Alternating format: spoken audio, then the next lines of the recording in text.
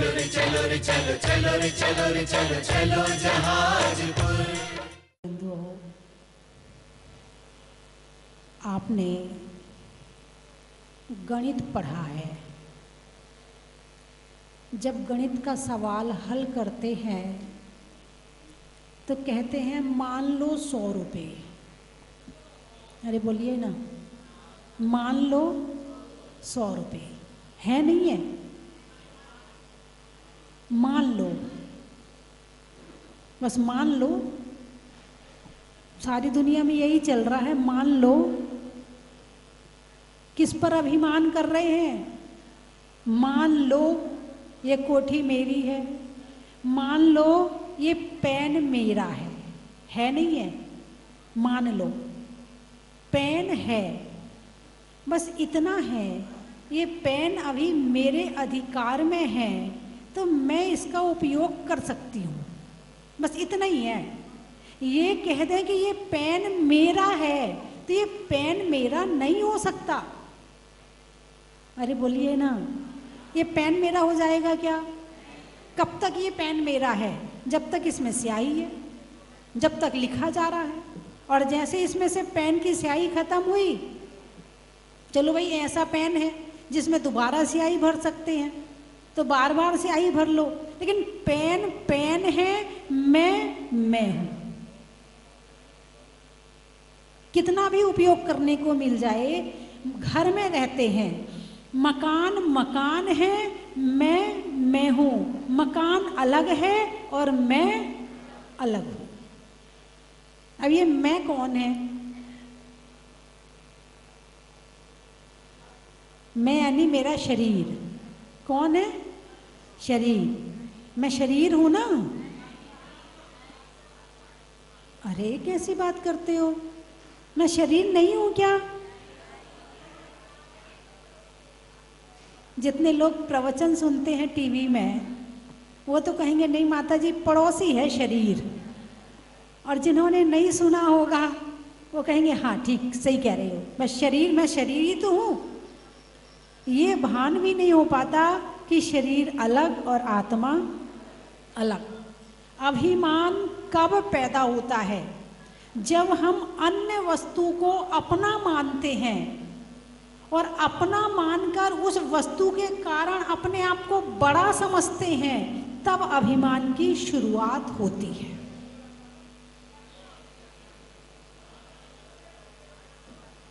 समंत्रभद्र स्वामी ने रत्नकर्ण शावकाचार्य में एक श्लोक लिखा है, ज्ञानाम पूजाम कुलम जातिम बल मृद्धिम तपो वपु अष्टावासित्र मानित्वम इसमय माहुर गतस्मया। अभिमान कितनी तरह से प्रकट होता है?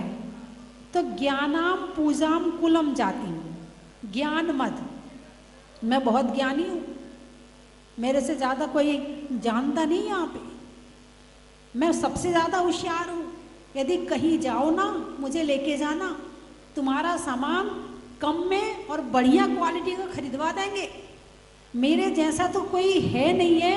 ये सामान खरीदने में ज्ञानी बन गए, एक शास्त्रों के ज्ञानी बन गए, एक कपड़ा खरीदने के ज्ञानी बन गए, एक हीरा मोती खरीदने के ज्ञानी बन गए। ज्ञान का अभिमान। एक पढ़ने में ज्ञानी बन गया, मैं क्लास में फर्स्ट आता हूँ, मेरी पोजीशन सबसे अच्छी है, मैंने सबको पीछे छोड़ दिया, मेरे जैसा तो कोई क्लास में है ही नहीं, कोई मेरे से आगे निकल नहीं सकता है। जो स्कूल में पढ़ रहा है तो उस ज्ञान का अभिमान, जो व्यापार कर रहा है तो उसका अभिमान। ज्ञानाम पूजाम, पूजाम सम्मान, पूजा का मतलब होता है सम्मान। अब सम्मान कैसा? लोग ना मुझे बहुत मानते हैं, मेरे बिना तो पत्ता नहीं हिलता, घर में मेरे पूछे बिना शादी का एक सामान नहीं आता। सारे लोग मेरे से पूछते हैं फ़ोन करके, उस हलवाई को कर लें, उस बैंड वाले को कर लें, उस वहाँ से सामान खरीद लें। जब मैं हाँ बोलता हूँ ना तभी हमारे यहाँ काम होता है, मेरे को सबसे ज़्यादा मानते हैं। ये कौन सा मत हो गया? पूजा मत। है ज्ञानाम पूजाम कुलम जातिम, कुल का मत, नीच कुल उच्च कुल। भाई जन्म है, जैसे कर्म किए थे वैसा उच्च कुल या नीच कुल मिल गया। अब इसमें तुम्हारा अपना वर्तमान में तो कुछ भी नहीं है, किया था पिछले जन्म में, मिला है इस जन्म में। अब पिछले जन्म की चीज का अभिमान इस जन्म में हो रहा। और कुल किसे कहते हैं? कुल कहते हैं पिता के वंश को, और जाति कहते हैं माता के वंश को। यानी नाना नानी का परिवार वो जाति में आएगा, और अपने पिता का परिवार वो कुल में आएगा। तो मेरे पिताजी ना ऐसे हैं, मेरे दादाजी ना ऐसे हैं, हाँ पंगा मत लेना मेरे से। कुल मत और जाति मत, अरे मेरे मामा मंत्री हैं, बहस मत कर मेरे से, बहुत पछताएगा, अभी जेल भिजवा दूंगा तुझे। ये कौन सा मत हो गया? जाति मत। कुल मत, जाति मत। ज्ञानाम पूजाम कुलम जाति, है ना? ज्ञानाम पूजाम कुलम जातिम बल मृद्धिम तपो वपु। बल का मत, शरीर का मत। चुटकियों में मसल दूंगा अभी, पहलवान हूं यहाँ का। और इस पहलवान बनने के लिए आजकल कितने जिम खुल गए हैं? ये जिम क्या है? पहलवान बनने के तरीके हैं। हाँ, और फिर वो मसल्स को वो दिखाते हैं, देखो इतनी जिम में इतना कर लिया मैंने। एक और बात मुझे पता चली है कि आजकल कोई प्रोटीन का पाउडर चला है जो जिम में वहाँ खिलाया जाता है, जिससे मसल से और दिखनी शुरू हो जाती हैं, और थोड़ा सा लगता कि हाँ भाई ये जो आदमी है, लड़का है, जो भी है वो ताकतवर है। तो प्रोटीन का जो पाउडर जो मुझे पता चला है आजकल बहुत लोग खाते हैं। अरे रोटी से प्रोटीन लो, दाल से प्रोटीन लो, प्रोटीन के पाउडर से दुनिया भर की बीमारियां और हो जाएंगी। अभी एक डॉक्टर आए थे, फिजियोथेरेपिस्ट, बोले आजकल सबसे ज़्यादा बीमार युवा हो रहा है, सबसे ज़्यादा वही आते हैं हमारे पास में, और कोई किसी कारण से, कोई किसी कारण से, और कहाँ जाके जिम में जाकर के ज़्यादा आते हैं। भाई जिम तो ताकत बनाने की चीज़ है। बोले नहीं, उल्टा और हो जाता है, जितनी शक्ति नहीं है ताकतवर बनने के लिए उससे ज़्यादा मेहनत कर ली, लो बीमार हो गया। जितनी शक्ति नहीं है उससे ज़्यादा वजन उठा लिया, लो कमर चली गई, हाथ चला गया। तो बल का, पहलवान बल का मद करता है, शरीर की शक्ति का मद करता है। और ये शरीर की शक्ति कब तक है?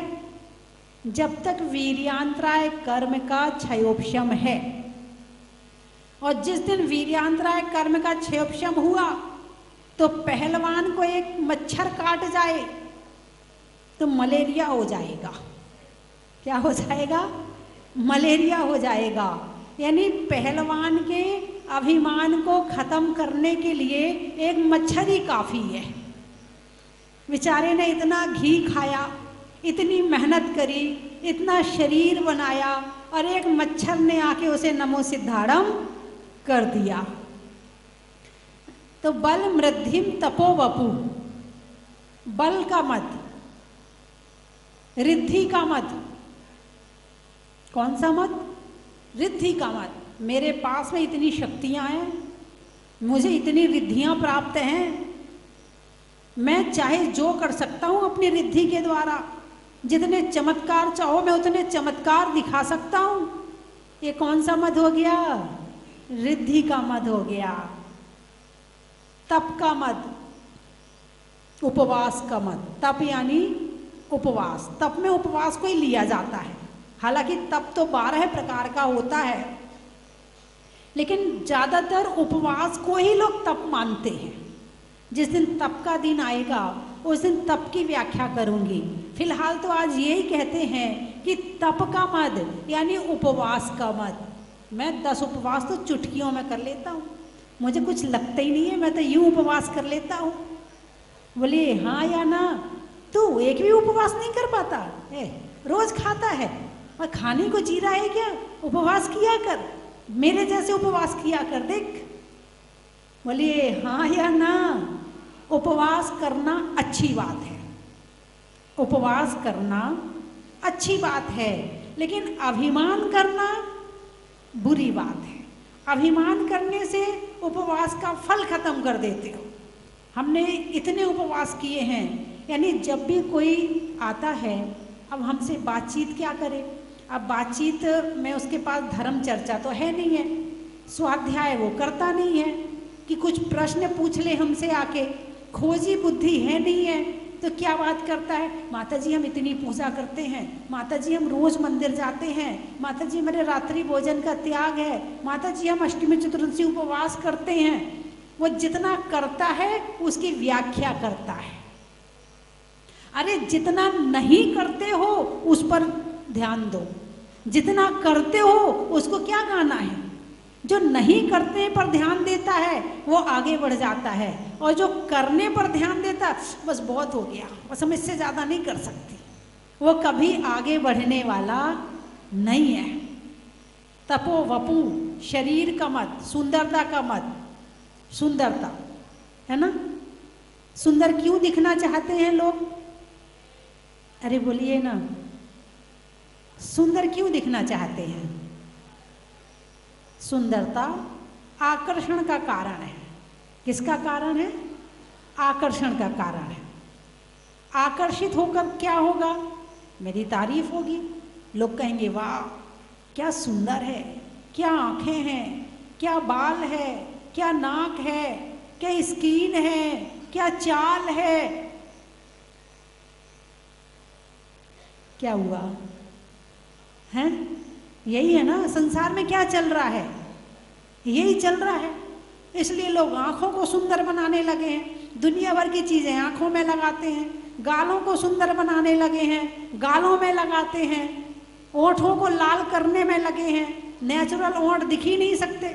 आजकल तो मंदिर भी आती हैं महिलाएं तो लिपस्टिक लगा के आती हैं, मंदिर में भी लिपस्टिक नहीं छूटती इनकी, मंदिर में भी। आप लोग तो नहीं लगाते?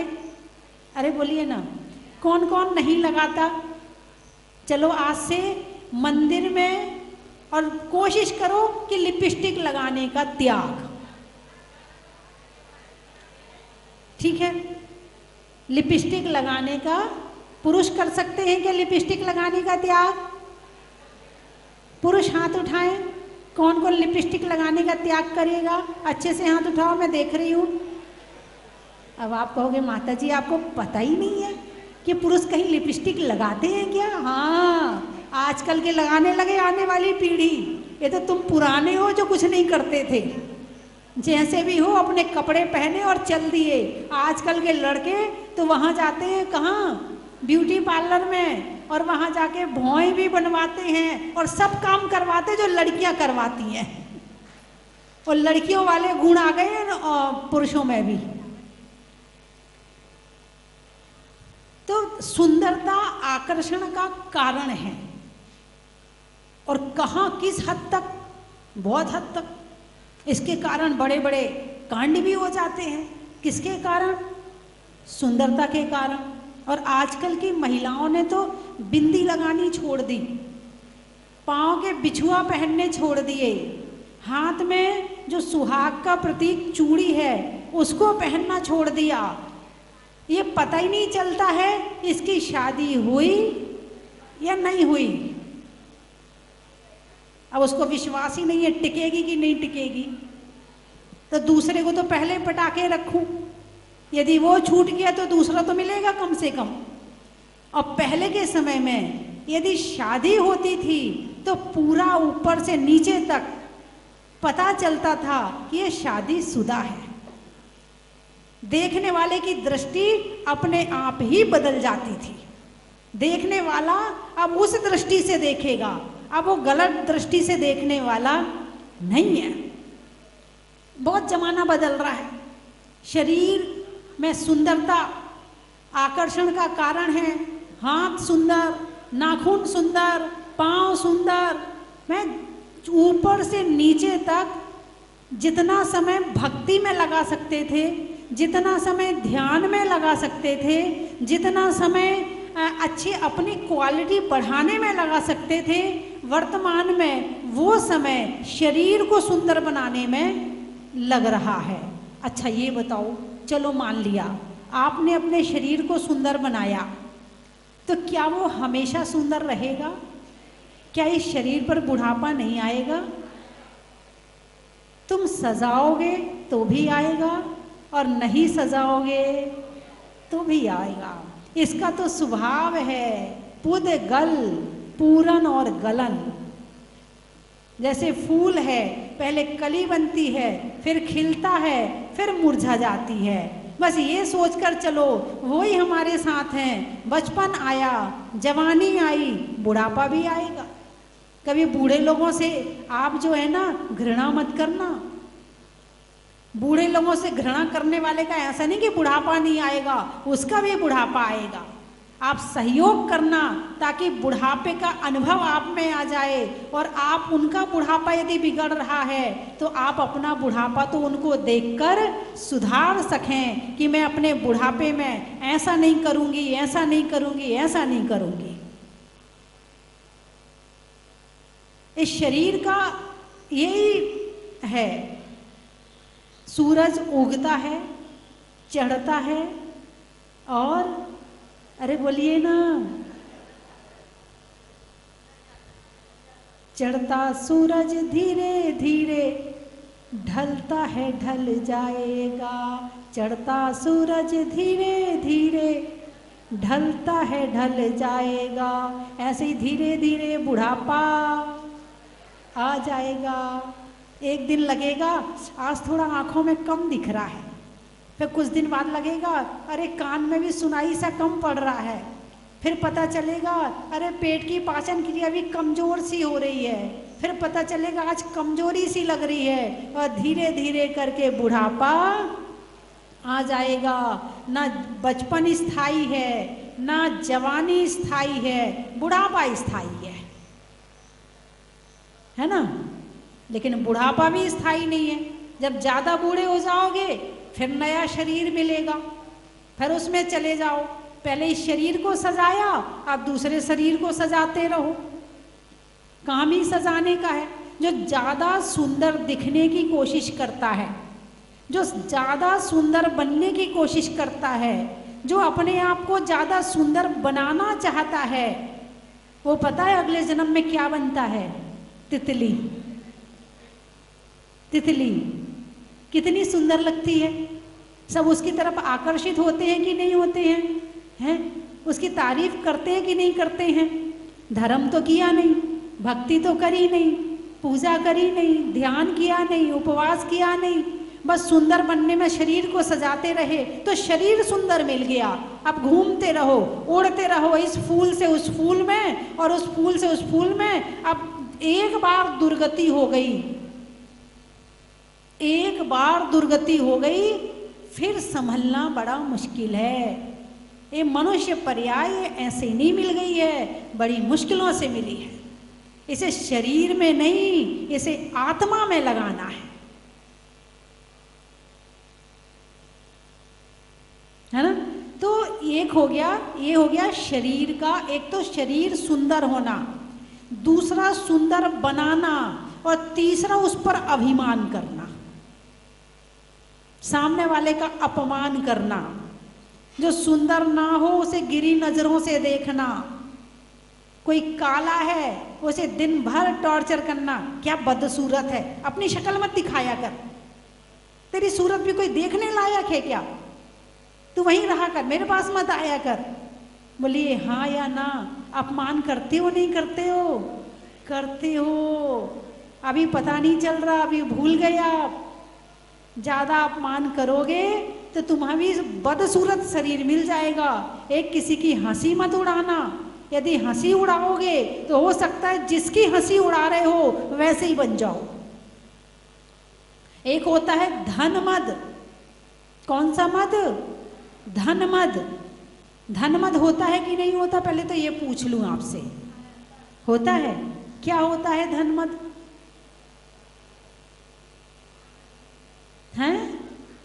पैसे का मद। किसका मद? पैसे का मद। मान कषाय चाहती है प्रशंसा, मान कषाय चाहती है बड़ा बनना। अब वो बड़ा कैसे बना जाए? शरीर को सुंदर बना के बना जाए, प्रशंसा कैसे मिले? चाहे ज्ञान के माध्यम से, चाहे गाने के माध्यम से, चाहे अच्छे कपड़े पहनने के माध्यम से, चाहे अच्छी दुकान बनाने के माध्यम से, चाहे अच्छा भोजन बनाने के माध्यम से, प्रशंसा किस तरह से मिल सकती है? मान कषाय का भोजन है प्रशंसा। मान कषाय प्रशंसा की भूखी है, और प्रशंसा ना मिले तो नाराज, और प्रशंसा मिल जाए तो खुश। प्रशंसा ना मिले तो हीन भावना, अरे देखो उसका इतना सम्मान हो रहा है, मेरा तो हो ही नहीं रहा है, मुझे तो कोई पूछता ही नहीं है, मेरी तरफ तो कोई देखता ही नहीं है। तो क्या प्रशंसा, मान कषाय क्या चाहती है? प्रशंसा चाहती है। वो कैसे मिल सकती है? बोले धन से मिल सकती है। तो अच्छा ठीक है, अब हम मंदिर छोड़ें, पूजा छोड़ो, आराधना छोड़ो, क्या करना है? धन कमाना है। अब पुण्य का उदय तुम्हारा था, धन आ गया। अब धन आ तो गया, मगर धन का उपयोग करना सबको तो नहीं आता। धन ज्ञान आ जाता है, ज्ञान के पीछे मान कब आ जाता है पता नहीं चलता है। धन आया, धन के पीछे मान कब आ जाता है पता नहीं चलता। रावण के पास में कितना धन था? उसके पास धन भी था, बल भी था, ज्ञान भी था, रिद्धियां भी थी, वो तप भी था, उसके पास में जाति भी थी और कुल भी था, उसके पास सब कुछ था। और उन सब के साथ में था अहंकार। क्या था? अहंकार। राम के पास में धन भी था, राज्य था, खुद ही छोड़कर आए थे, केवल आज्ञा पालन के लिए। नहीं आते तो नहीं आते, नहीं छोड़ते तो नहीं छोड़ते, आज्ञा पालन की पिता की, इसलिए चले आए।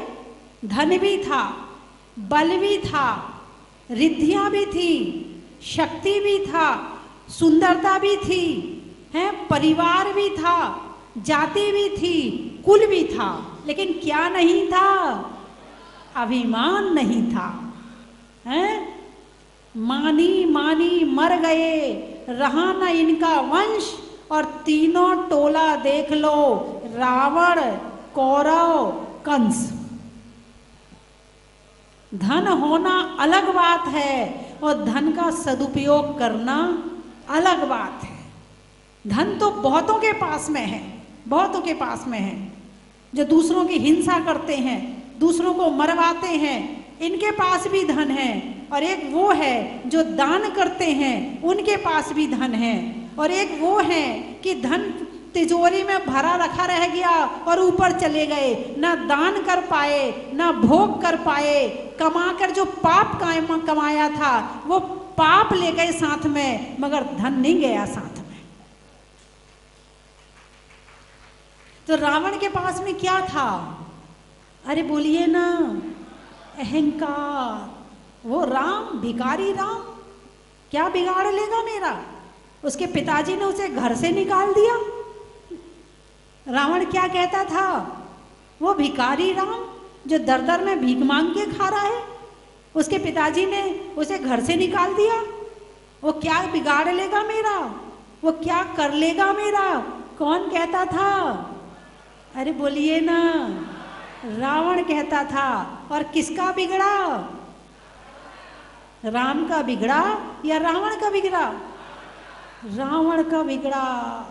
यदि पुण्यवान पुरुष है तो जंगल में भी सब सहायता करने चले आते हैं, और यदि पाप आ जाए तो फिर सारे भी बैठे रहें तो फिर कोई नहीं बचा पाता है। जब तक तेरे पुण्य का बीता नहीं करार, जब तक तेरे पुण्य का बीता नहीं करार, तब तक तुझको माफ है औगुन करो हजार।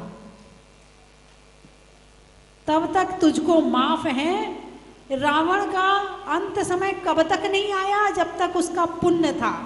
उसने बहुत राजाओं पे अत्याचार किया, बहुतों को परेशान किया, लेकिन जब पुण्य छीन होने लगा, विनाश काले विपरीत बुद्धि, फिर पंगा मोल ले लिया। किससे? राम से पंगा मोल ले लिया, सीता का हरण कर लिया। क्या हुआ? वही सीता उसकी मृत्यु का कारण बनी। मंदोदरी ने समझाया, स्वामी मैं विद्याधरनी हूं, मैं रूप परिवर्तन कर सकती हूं, आप कहो तो मैं सीता के रूप बना करके रह लूं। जो सीता का रूप है मैं वैसा रूप बना सकती हूं, आप सीता का त्याग करो, सीता का मोह छोड़ो, मैं सीता बन जाऊंगी। अरे मुझे असली सीता चाहिए, मुझे नकली सीता नहीं चाहिए। विभीषण ने समझाया, भाई वो राम है, शक्तिशाली है, वो लग रहा है कि जंगल में रह रहे हैं, एक नारायण है, एक बलभद्र है, छोड़ दो उन्हें सीता को छोड़ दो, वापस कर दो, क्षमा मांग लो। क्या किया? विभीषण को लंका से निकाल दिया। जिनने उसको सद्बुद्धि थी उसको उसने दूर कर दिया। और हुआ क्या? 1 लाख पुत्र 1.25 लाख नाती। रावण का क्या वैभव था? 1 लाख पूत 1.25 लाख नाती, और जा रावण के दिया न बाती। कुछ नहीं बचा। उसके अहंकार की अग्नि में पूरा परिवार स्वाहा हो गया। उसको तो बड़ा वाला अहंकार था, तुम्हें है कि नहीं है? उसके पास तो अहंकार करने के लिए वास्तव में कुछ था उसके पास में, शक्ति भी थी, बल भी था, रिद्धियां भी थी, उसके पास में बहुत कुछ था। तुम्हारे पास कितना है? चक्रवर्ती सनत कुमार चक्रवर्ती को रूप का अभिमान था। देवता देखने के लिए आए उसका रूप, बोले अभी रुक जाओ, जरा मैं सज संवर के आऊं, उसके बाद जरा मुझे देखना फिर मैं कितना सुंदर लगता हूं। सज संवर के आया, देवताओं ने सिर हिलाया। वो तो ज्ञानी थे देवता, अवधि ज्ञानी होते हैं। बोले भाई तुझे कोढ़ की बीमारी हो गई, मैं चक्रवर्ती हूं, मुझे कोढ़ कैसे हो सकता है? बोले 1 गिलास पानी लाओ। गिलास में पानी लाया, बोले थूको इसमें। उसमें जब थूका तो उसमें कीड़े होने लगे और ऐसा कुष्ठ हुआ, गलित कुष्ठ हो गया। जिसे सुंदरता का अभिमान था उसे गलित कुष्ठ हो गया। अभिमान तो किसी का भी नहीं चलता है।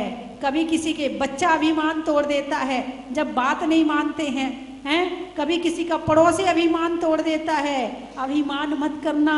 जो आज मिला है ये जरूरी नहीं है कि कल ऐसे ही रहेंगे।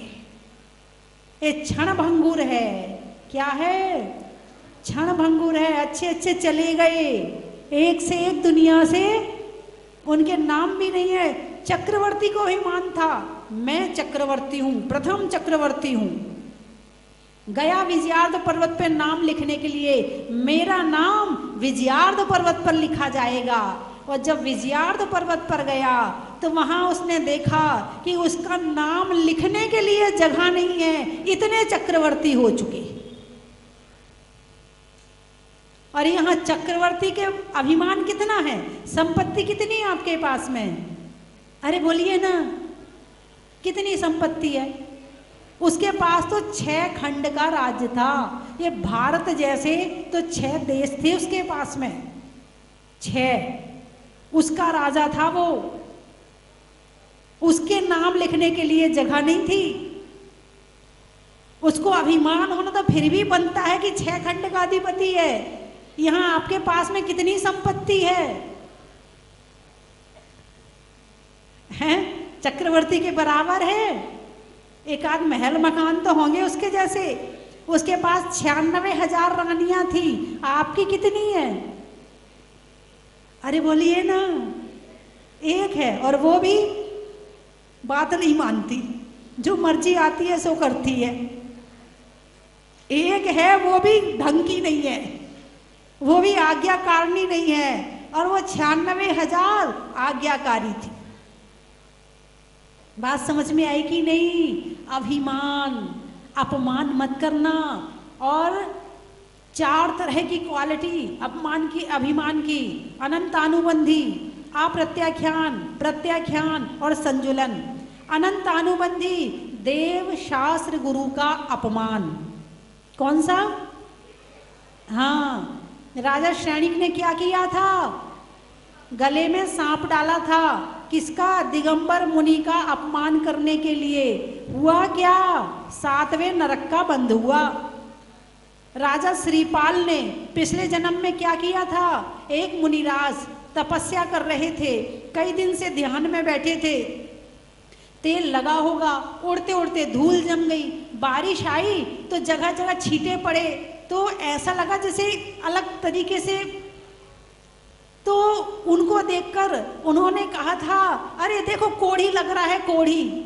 और शिवरार्थियों के समझदार का बड़ा ही महत्व है। पेड़ में तने का, गर्मी में पने का, और बात को मानने का। बड़ा ही महत्व है। प्रश्नों में कौन का, मंत्रों में ओम का, और भोजन में मौन का। बड़ा ही महत्व है। स्वभाव में नर्म का, भोजन में गर्म का, और जीवन में धर्म का। बड़ा ही महत्व है। तीर्थंकरों में वीर का, हटने में तिमिर का, और लगने वाले सोनागिर में शिविर का। बड़ा ही महत्व है। पर्वत पर झरने का, कर्म के हरने का, और प्रतिमा विराजमान करने का। बड़ा ही महत्व है। दुकान में लाला का, दुकान में लाला का, खिड़की में मकड़ी में जाला का, और आपकी भोजनशाला का। बड़ा ही महत्व है। सलाइयों में सूजा का, मिठाइयों में गूजा का, और होने वाली भगवान की पूजा का। बड़ा ही महत्व है। खेत में धान का, शादी में पान का, होने वाले दशरक्षण का, मिठाइयों में गूजा का, अब होने वाली आपकी पूजा का। बड़ा ही महत्व है। आपकी पूजा हो रही है? बड़ी जल्दी कह दी हाँ। अरे भगवान की पूजा हो रही है ना? चलो। मिलने में मीत का, गाने में गीत का, और पूजा में संगीत का। बड़ा ही महत्व है।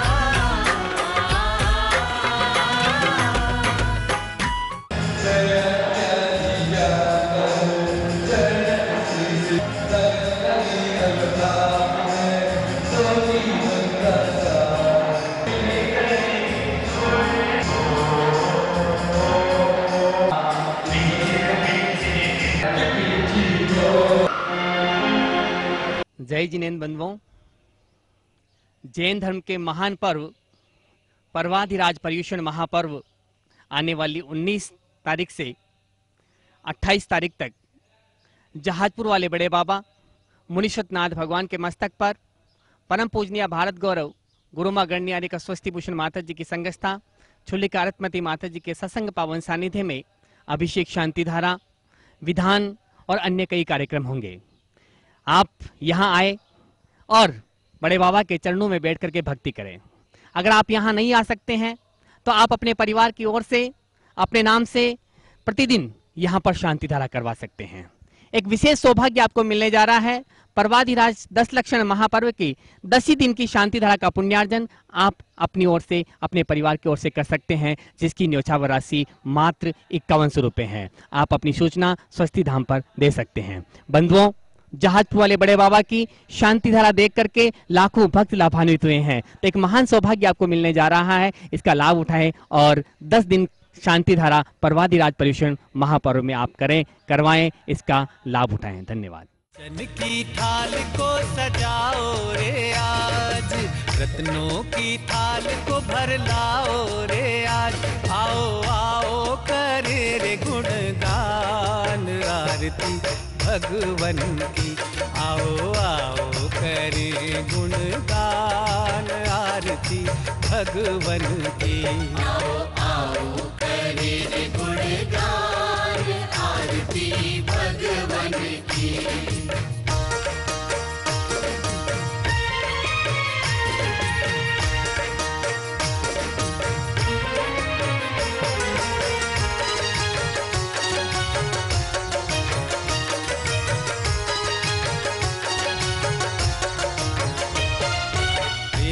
सुमित्र के राज दुलारे, माँ पद्मा जी के नैनों के तारे। पिता सुमित्र के राज दुलारे, माँ पद्मा जी के नैनों के तारे। राजगृही में जन्म लियो आप, राजगृही में जन्म लियो आप। आओ आओ मनाए खुशी। अपने इस मानव भव को सफल बनाने का आपके जीवन में आया है अभूतपूर्व अवसर। स्वस्ति धाम प्रणेत्री परम विदुषी लेखिका भारत गौरव आर्यका श्री स्वस्ति भूषण माता जी की पावन प्रेरणा एवं मंगल आशीर्वाद से मध्य प्रदेश की धन्य धरा पर स्थित सिद्ध क्षेत्र सोनागिर के पवित्र पर्वत पर बन रहा है भव्याति भव्य सहस्त्रकूट जिनालय। आप अपने व अपनों के नाम से एक प्रतिमा अथवा एक से अधिक प्रतिमाएं विराजमान कर सहस्त्र पुण्य के भागीदार बने। एक प्रतिमा की न्यौछावर राशि 1,11,000 रुपए मात्र। अपनी स्वीकृति प्रदान करने हेतु दिए गए नंबरों पर शीघ्र संपर्क करें।